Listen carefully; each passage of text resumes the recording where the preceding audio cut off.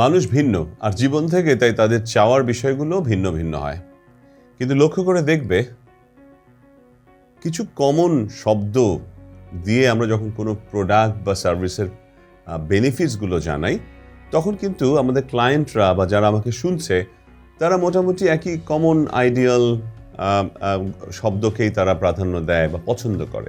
For example, যখন তুমি বলবে দিস ইজ নিউ, যখন তুমি বলবে দিস ইজ প্রুভেন, যখন তুমি বলবে দিস গিভস বেটার রেজাল্টস, যখন তুমি বলবে দিস ইজ সেফার, যখন তুমি বলবে দিস ইজ ইউনিক, যখন তুমি বলবে দিস গিভস বেটার ভ্যালু, যখন তুমি বলবে দিস সেভস মানি, আমি শিওর আমার সাথে তোমরা এগ্রি করবে যে কোনো কাস্টমার বা যে কোনো ক্লায়েন্ট এই শব্দগুলোকে ভ্যালু করে।